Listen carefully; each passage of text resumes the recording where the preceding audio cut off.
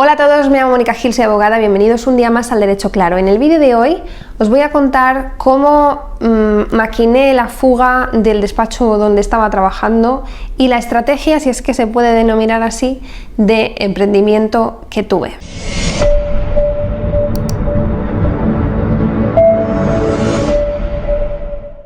Nos remontamos a noviembre del 2016 cuando en el despacho en el que estaba trabajando entré a juicio en un asunto que supuestamente estaba perdido, pero entrábamos para alargar. Os lo comenté en otro vídeo, seguro que muchos de vosotros lo habéis visto. Estaba perdido, pero bueno, pues estudié.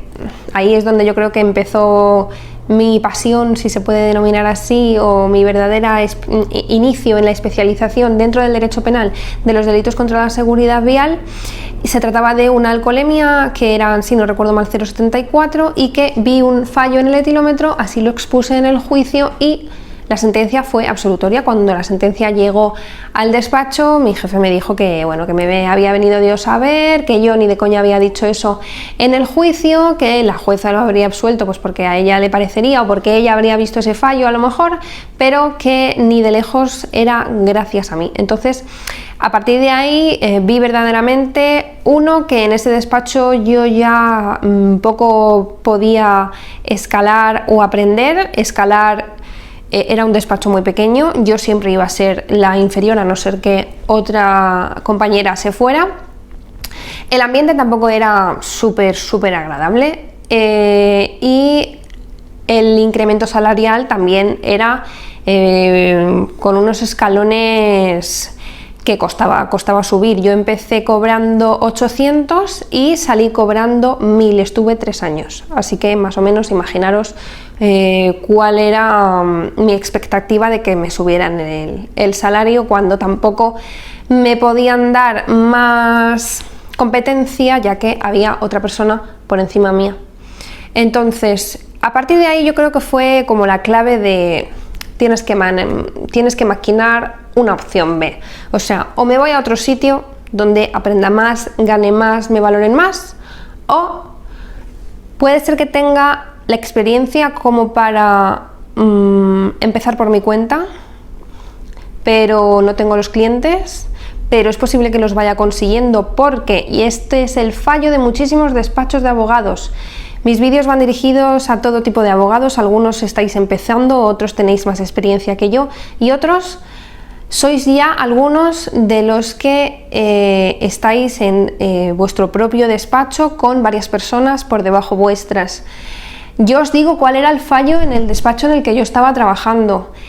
El fallo en el despacho en el que yo estaba trabajando es que el jefe se dedicaba única y exclusivamente a atender clientes en el despacho. Pocas, raras veces en asuntos graves o complicados, 3 veces contadas me parece que le vi en el juzgado en esos 3 años, acudió a vistas o a comparecencias, y el trato con la mayor parte de los clientes, con esa mayor parte de procedimientos penales que no requieren una cierta gravedad y que por tanto él no se inmiscuía en el asunto, la que lo trabajaba era yo. La que hablaba con el cliente era yo, la que tenía en su agenda el cliente el teléfono era el mío, la que pasaba el juicio era yo, aunque luego fuera él el que pusiera la mano cuando cobraba y aunque fuera luego él el que manifestara posibilidades de recurso, posibilidades de no recurso. Hay clientes que ni siquiera sabían quién era esa persona superior a mí. Entonces yo creo que ese es el fallo. Yo no hablo de robar clientes ni de no robar clientes porque además yo ni tenía contrato de trabajo, ni tenía contrato mercantil, ni había ningún tipo de cláusula. Yo hablo de que el cliente, cuando vuelva a tener un problema, a quien va a llamar es al que le acompañó en su problema anterior, y esa persona no es la que cobra, es la que le ha llamado, la que le ha dicho, la que le ha asistido. Aparte de la experiencia que tenía y de, bueno, pues el boca a boca que yo creo que ya había empezado a tener sobre mi trayectoria profesional en estos 3 años, unido a que seguramente alguna de esas personas me llamaran a mí, cosa que vuelvo a reiterar, no veo que sea un robo de clientes por ningún sitio. ahí empezó la idea de, bueno, yo creo que sí que puedo hacerlo. Ahora, desde que tienes esa primera idea hasta que la realizas pasa muchísimo tiempo. Esto, ya os digo, esto fue noviembre del año 2016, donde me hizo clic la bombilla, y yo me fui en julio del 2017. Por supuesto, volví a ver numerosas ofertas de trabajo, seguían siendo igual de pésimas que cuando empecé a buscar trabajo. Por supuesto, no me quería ir a un sitio en el que cobrara menos, porque ya, bueno, pues tienes una independencia económica que no quieres reducir. Y al final vi que tuve muchas posibilidades para entrar en un despacho de un abogado bastante conocido, pero gracias a Dios que al final no fue así, porque estoy muy contenta de donde estoy ahora, la libertad que tengo, lo que gano, etc. Entonces, ya puesta la mirada en montármelo por mi cuenta. ¿Qué es lo que hice? Yo, mientras seguí trabajando allí, por supuesto no dije nada, empecé a ver las opciones de cómo realizar una página web. Abrí mi cuenta de Instagram, la abrí estando en ese despacho. Yo publicaba cosas, pero bueno, la abrí muy poco antes de irme, pero publicaba cosas relacionadas, no diciendo que era abogada independiente. La página web la fui haciendo yo. ¿Por qué? Porque yo tenía recursos cero, recursos económicos cero. La página web la hice a través de la plataforma Wix. Ahora cuento con otro, ahora lo he cambiado, pero en ese momento me pareció una plataforma bastante sencilla, porque yo WordPress en la facultad lo vi para hacer un trabajo y me pareció horrible. Se supone que es la mejor opción y es la que tengo ahora, pero me lo lleva otra persona. Pero yo no sabía manejar WordPress y vi que Wix tenía bastante fácil manejo, quedaba bien bonita la página web y la hice yo. Ahora bien, la dejé en oculto hasta que yo tomara la decisión de irme del despacho, pero la web ya estaba montada. Luego, por otro lado, estuve viendo las opciones del logotipo. El logotipo que tengo actualmente me encanta, pero al principio también opté por la posibilidad de hacerlo yo misma. Y menos mal que no fue así y que al final me lo acabaron regalando, porque el logotipo hecho por mí era una verdadera bazofia, por así decirlo. ¿Qué más? Bueno, ya empecé a darme a conocer.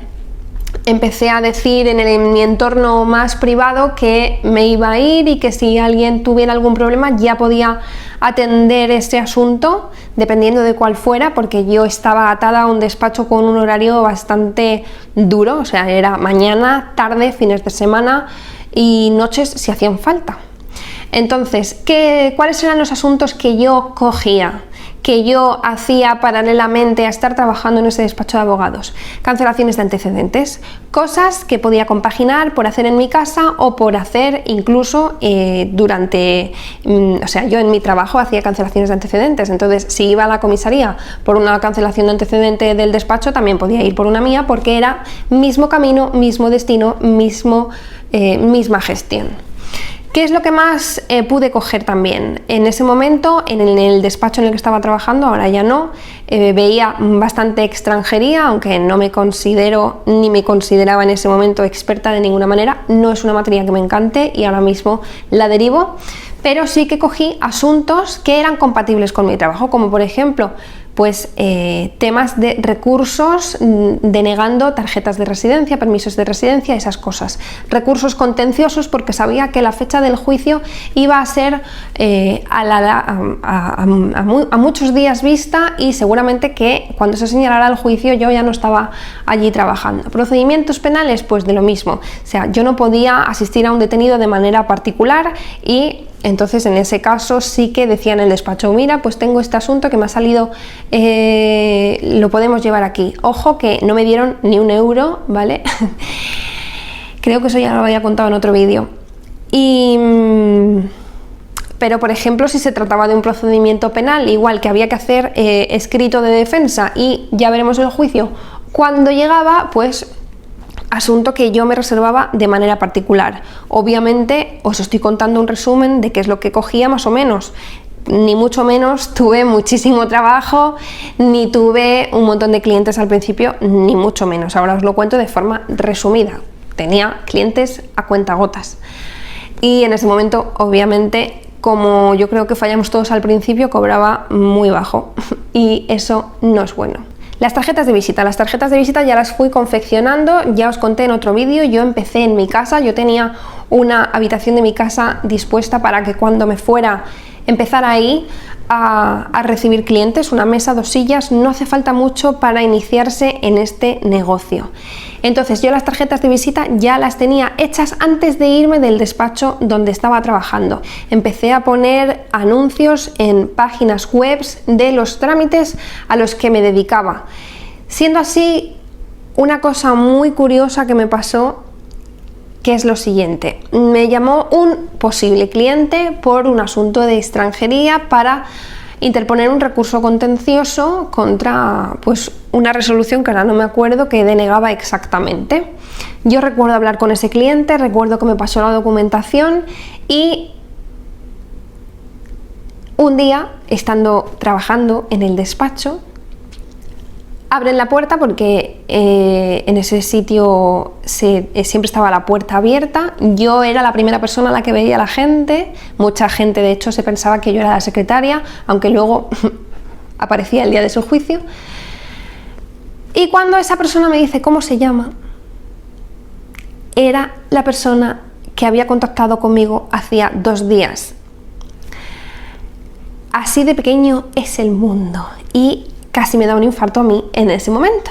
Cuando me salía algún cliente, dependiendo del asunto, es verdad que me daba cierto pudor a que se enteraran en el despacho de que estaba haciendo este trabajo de forma paralela hasta el momento en el que dijera que me voy, y muchas de las cosas las hacía de manera telefónica y en algunos casos muy puntuales, gente que fuera verdaderamente conocido de alguien, conocido mío o algo así, sí que podía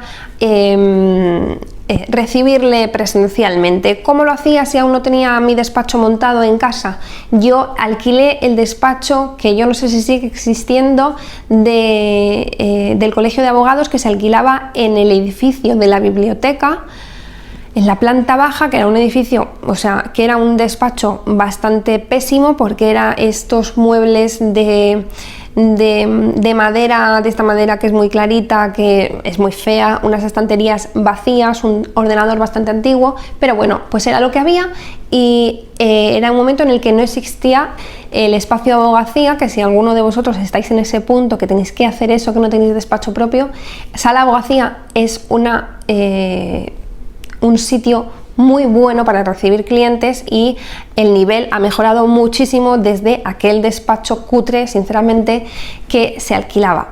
Poco a poco yo creo que en el despacho fueron notando en mí que algo no iba bien. Obviamente, cuando tú ya estás dando este paso y estás realizando cosas paralelamente y tienes en la mente que en julio del 2017 vas a decir hasta aquí hemos llegado, pues yo creo que me notaron pues con menos ganas. Ojo que yo, a mí mi trabajo me gustaba, si yo me enfrentaba a un procedimiento, si yo iba a un juicio, me lo preparaba estupendamente, pero sí que es verdad que en la relación de despacho, en esa relación tan pequeña que había, porque era un despacho pequeño, pues es posible que sí se me notara más decaída o con esa sensación de tengo algo que deciros, pero por ahora no os lo voy a decir.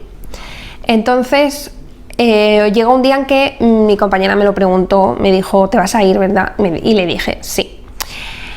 Cosa que también había pensado era mentir a la hora de decirles por qué me iba. ¿Por qué? Porque como a mí me parecía que en ese despacho no se confiaba en mí, que en ese despacho no se confiaba profesionalmente en mí, ¿cómo les iba yo a decir que me iba a montar mi despacho por mi cuenta? Porque lo que no quería verdaderamente era encontrarme con una respuesta del tipo: ¿cómo se te ocurre montarte el despacho por tu cuenta?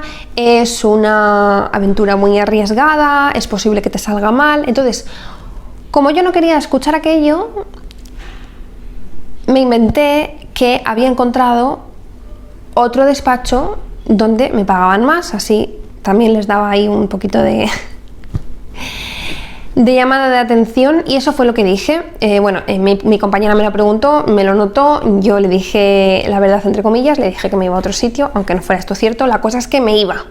La cosa es que yo el día 15 de julio decía que me iba oficialmente, y así fue como yo ya le dije al que era el jefe del despacho que me iba a ir, siendo tan tonta de mí que sin contrato mercantil y sin nada de nada, damos el preaviso como tontos todos, pero bueno, es verdad que es una putada